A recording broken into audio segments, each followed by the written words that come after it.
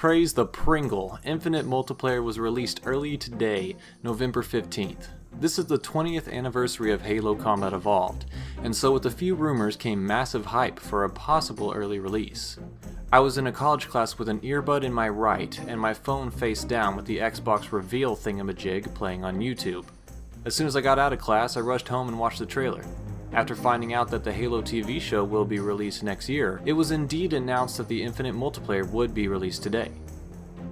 You played in the recent multiplayer flights, your passion and feedback and spectacular gameplay clips inspired all of us as we made the final push to get Halo Infinite ready for launch. As a thank you and to celebrate our 20th anniversary, we wanted to do something special. So let me hand the mic to Tom French, Creative Director for Halo Infinite Multiplayer. Tom? Thank you, Joseph. On behalf of the entire Halo team, it's my honor and privilege to announce that your Spartan journey begins today. I literally yelled in excitement over this. The only problem? I had to start the download and wait until I was back from lab around 6 p.m. to actually play. The game is as fun as it was during the flights, but with more updated UI, new maps, and overall a cleaner polish. We have a look at some of the armor cores released with this version, as well as a look at the Battle Pass. More on that in a minute. The customization is pretty much top-notch, with nearly everything having an attachment of some sort. Your emblem can be matched across all your weapons and vehicles if you so choose. Everything you unlock during this beta will continue with you into the full game once it's released on December 8th. So, some slight issues I had during playing were that the audio was glitching out majorly. After using 2 different sets of headphones, I realized it wasn't the hardware, but rather the game. After a while, it seemed to fix itself, but hopefully this gets fixed before anybody else has to deal with it. Theater mode came around this time, and I have to say it is a bit clunky. The controls aren't wonderful, and for some reason I couldn't map anything to allow me to bob up or down on my keyboard, instead having to back up the camera and move in at different angles to get the shot I wanted. It showed an option there, and you could find it, but it just didn't let me do it for some reason. Oh, and quick tip, don't forget to press B to get the little toggle screen out of your image, instead of assuming it would be transparent like a normal system. Not that I made that mistake. The aiming feels a bit floaty sometimes, and the UNSC sniper rifle tends to miss a lot, even when trained perfectly on an enemy.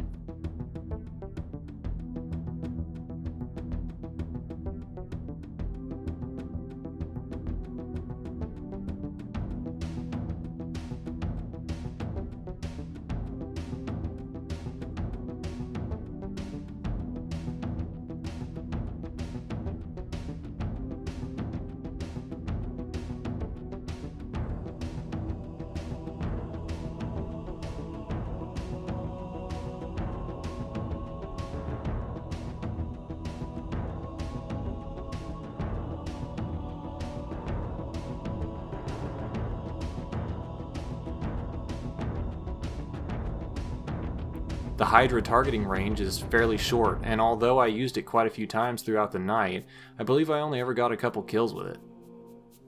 Looking at the weapon drills game type, there is definitely some improvement. These are hard. There are actually a few where I got only 2 out of 3 stars, even on the beginner level. Sweaty. And now, to talk about the worst thing I noticed during the game, the Battle Pass and the store. At first I was hoping the microtransactions wouldn't be as intrusive as they are in Halo 5. To an extent, I do think they are actually a lot better. How they work is the following. The battle passes can be progressed through by a free means or by paying. The free means allows you to only unlock the items that specifically say free on the item itself. These constituted about half the items I saw, and there are a lot of items. However, most of the free items are just XP boosts and some default armor. Moving into the payment method, we have a few options. If you pay $10, you are able to unlock every option in the list. There are around 200 items or so, I believe, so this unlocks a ton, including the absolute armor sets of Noble Team members, who were previously only able to be mimicked with conventional armor choices. I suppose that isn't so bad. With either option, the Battle Pass is there forever and can be progressed at any time. I suppose it'll just take a month or so to get all that stuff, right?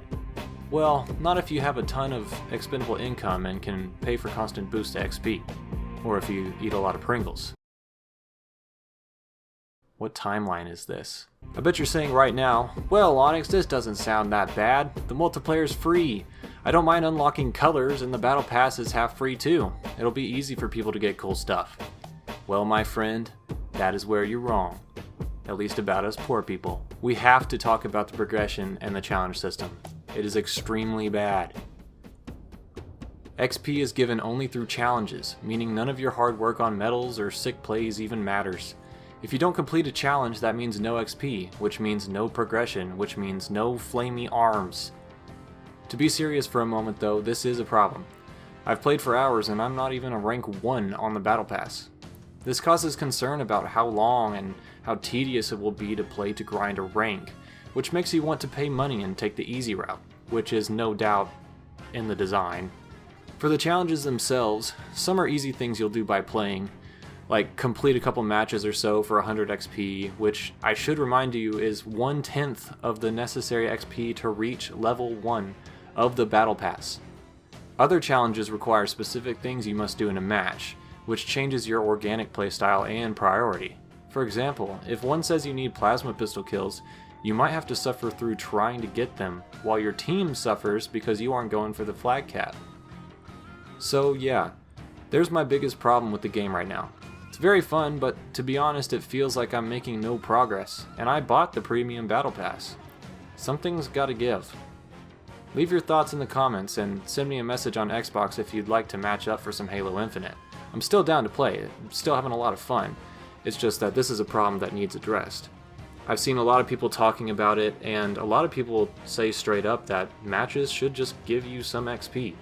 You know, I mean, it makes sense. It should give you some XP, and depending upon any cool medals or cool plays you get, you know, obviously that should give you a little more, sort of like MCC does. Anyway, thanks for watching, guys. It means a ton. If you enjoyed, maybe leave a like or subscribe for more content. I've gotten a few more subs this month, and I think the semester ending will present me with more time to make videos. Here's hoping. Anyway, that's it for me. Have a great day, everyone.